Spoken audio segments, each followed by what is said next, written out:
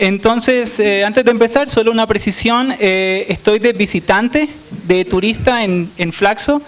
En verdad mi afiliación es la Universidad de la Ciudad de Nueva York, donde me gradué en el Graduate Center hace ya 8 años, en el 2006, en el Departamento de Antropología.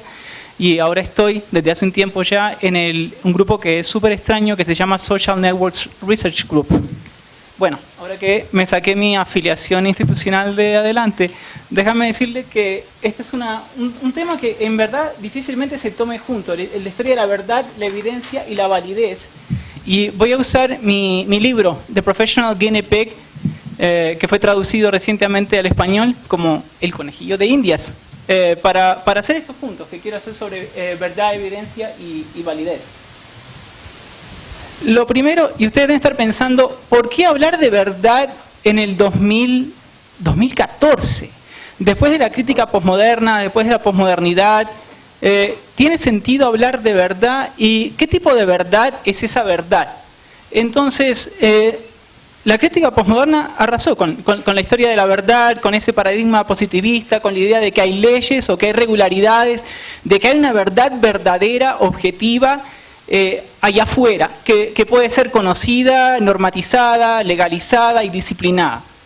Entonces, a la vez que acabó con la posmodernidad, acabó con el criterio de verdad, instauró la idea de la construcción social. Entonces, la realidad social es construida socialmente. Y no voy a explicarles lo que es, porque seguro que ustedes entienden ese concepto de la realidad como construcción social. Ahora, y esto es un poco una provocación lo que voy a decir, pero como no tengo nada que perder, se los digo. La idea era entonces que los métodos son irrelevantes porque nada puede ser conocido definitivamente. Como todo está siendo construido socialmente, construido, reconstruido, deconstruido, etcétera, etcétera, etcétera, nada es permanente.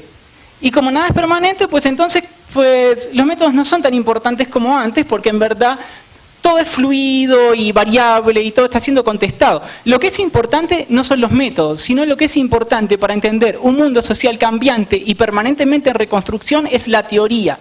Entonces, este punto lo hice más que nada pensando en América Latina, y quizá mi percepción, que solo lleva 7 meses, porque es lo que llevo en Flaxo y en América Latina, está errónea, pero tengo la idea de que es esa misma, que la teoría es importante para entender un mundo social cambiante y que los métodos no son tan importantes porque todo cambia todo el tiempo, y entonces, bueno, ¿por qué nos vamos a enfocar en eso? La crítica a esta visión extrema de la construcción social viene de la antropología médica, y justamente coincide con los 80, con el auge de esta visión construccionista de la realidad social. En los 80, ustedes se acuerdan, estuvo la epidemia de SIDA que estaba emergiendo y la gente se moría. No era que hacía de cuenta que se moría. Las muertes eran reales, el HIV era real, la sobredosis es real, la desnutrición es real. Casi todas las cosas con las que los antropólogos médicos trabajamos tienen un nivel de materialidad. Y desde esa disciplina de la antropología médica es que empezó a crecer esa idea de que en verdad no todo es totalmente y enteramente socialmente construido. Y no lo mencioné en mi presentación, pero se lo digo ahora. Hay un libro de Ian Hawkins que se llama La construcción social de ¿qué? The Social Construction of What, que justamente es una crítica a esta visión extrema de que todo es construido socialmente. No todo es construido socialmente. Al final del día y solo para citar a Marx, hay un concreto real, hay una materialidad de la vida social, y eso es lo importante de los métodos, que los métodos son un camino para aproximarnos a esa realidad, que como les dije, reconozco no es la realidad o la verdad que se proponía en los 60 o en los 70. No estoy hablando de proponer una ley o de proponer ese tipo de positivismo, pero sí de que hay algo que está atrás de lo social, que puede ser conocido a través de un método, y eso es el valor que tienen los métodos. Como les dije, para hablar de la cuestión de la evidencia y de la cuestión de la verdad, voy a hablar de conejillo de indias profesional. Ustedes no pueden hacer nada sin una etnografía, porque la etnografía documenta la forma en que esta población percibe y gestiona los riesgos. Los conejillos de indias, para ustedes que son ecuatorianos, no son cuyes, no son los animalitos tiernos de los Andes, son personas, en mi caso son hombres blancos y anarquistas, pobres, que se ganan la vida testeando o probando medicamentos que están siendo desarrollados por la industria farmacéutica. Primero, la industria farmacéutica testea los nuevos medicamentos para ver si son seguros. No para ver si son eficaces terapéuticamente, pero sí para ver si son seguros.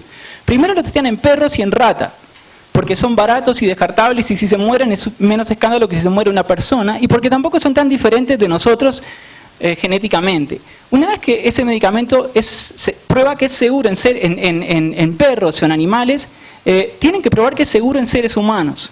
Y entonces ahí es que entra esta población de conejillos de indias profesionales, que es gente que se gana la vida justamente probando qué tan tóxico es una sustancia o un medicamento. Si resulta que es muy tóxico, pues no tiene sentido seguir con las pruebas clínicas porque obviamente nadie lo va a poder tomar.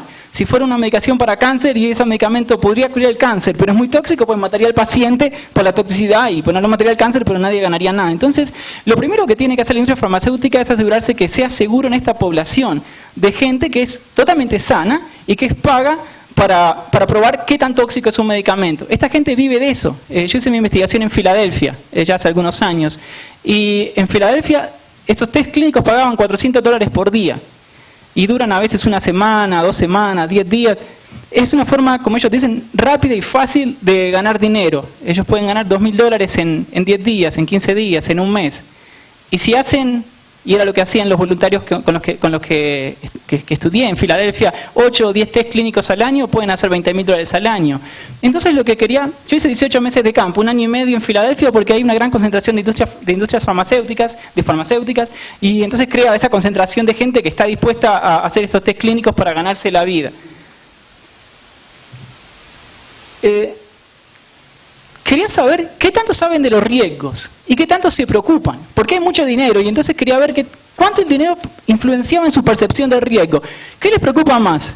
¿Que haya muerto un perro en un test clínico anterior o que puedan ganar $2.000 o $3.000 en 15 días? ¿Cómo ellos toman las decisiones acerca de qué test clínico van a hacer? ¿Qué tan peligroso es? ¿Cómo ellos entienden eso de los riesgos? ¿Cómo toman la decisión de en cuál test clínico sí, en cuál no? Para hacer eso... Ahí están las preguntas de investigación. Para hacer eso, preciso recolectar evidencia. Y eso es una palabra clave que a veces nos olvidamos en la metodología. Tenemos una idea de lo que queremos encontrar y después vamos como en una excursión de pesca y al final del día encontramos o presentamos nuestros hallazgos.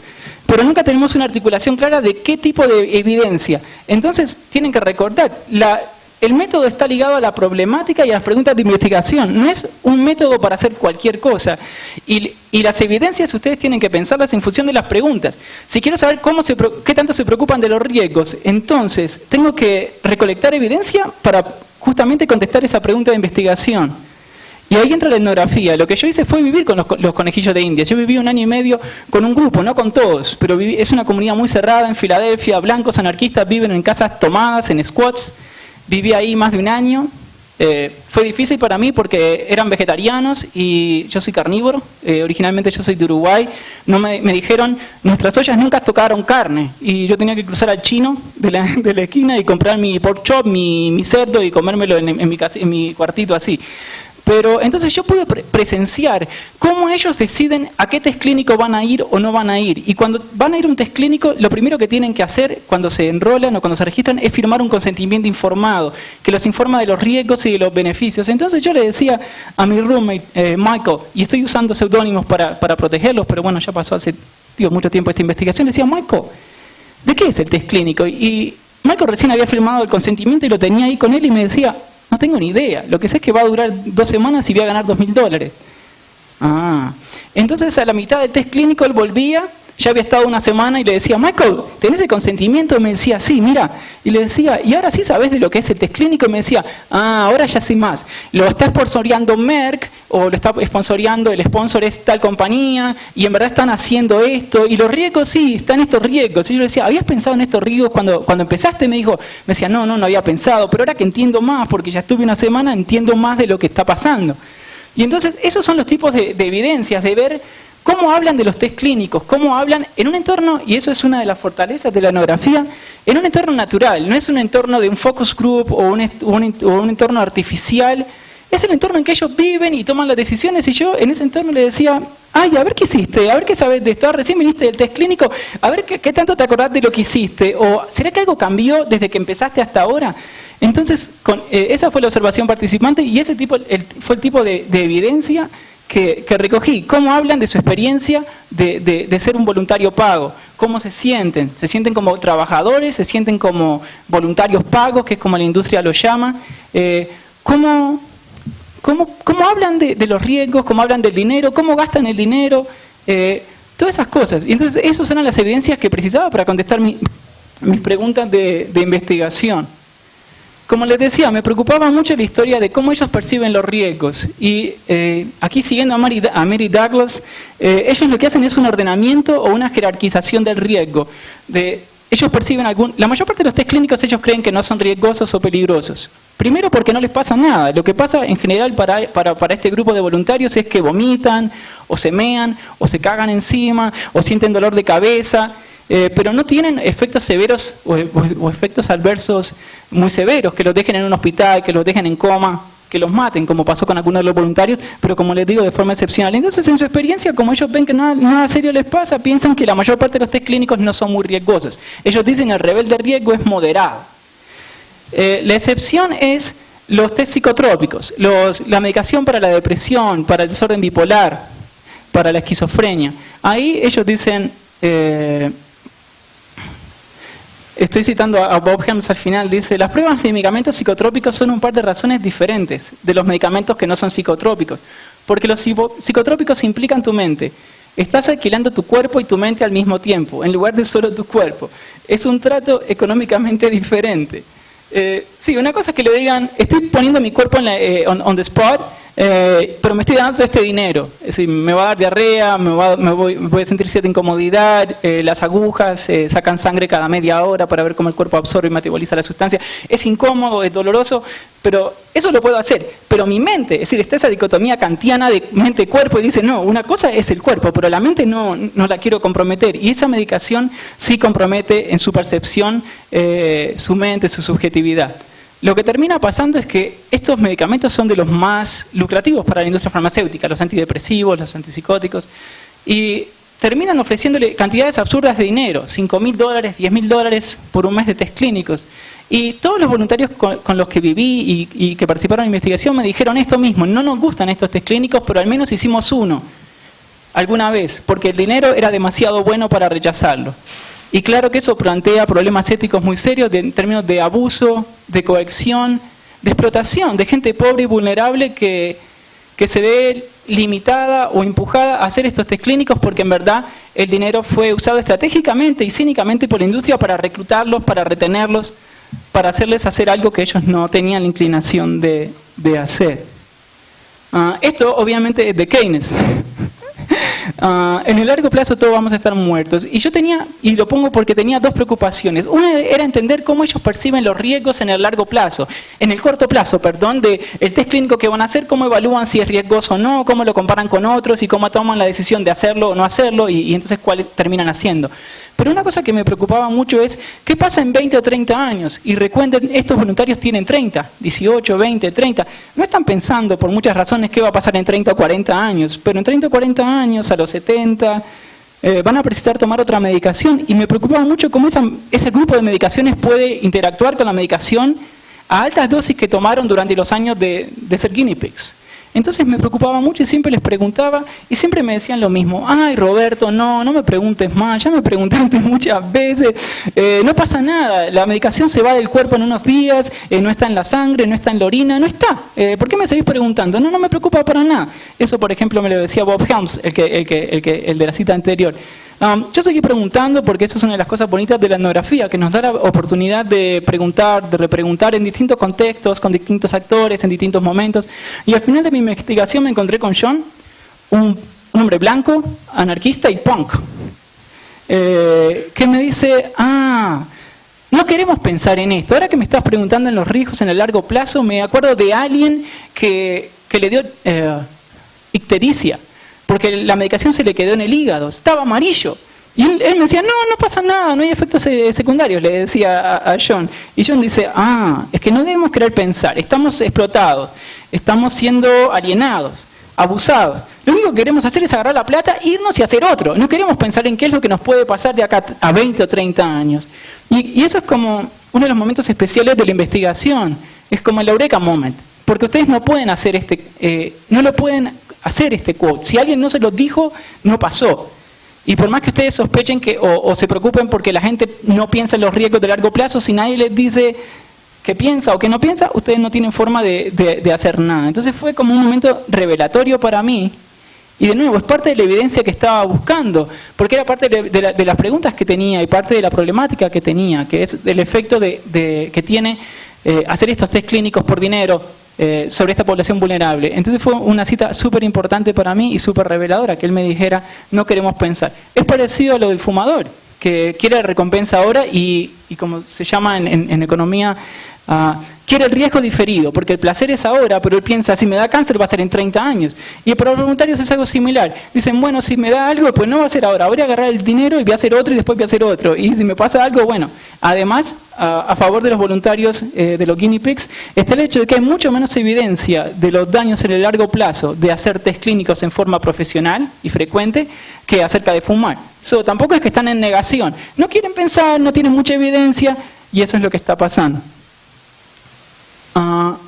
El tema al final de la validez, que a veces terminamos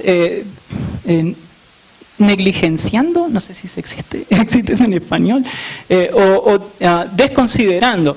Tenemos un marco teórico muy bonito, hicimos nuestra observación participante, los cuestionarios, las entrevistas, y asumimos que eso va a ser válido porque gastamos un año de nuestras vidas en eso. No, creo que es necesario pensar seriamente acerca de la validez. Estoy oponiendo dos modelos de validez diferentes. Uno es la parte cuantitativa, de modelos estadísticos, que relativamente, y estoy pensando básicamente en encuestas de opinión pública, en encuestas de intención de voto, tienen pocas variables. Y una población o una muestra más grande, en realidad en general 800 o 1000 personas para un país como Ecuador.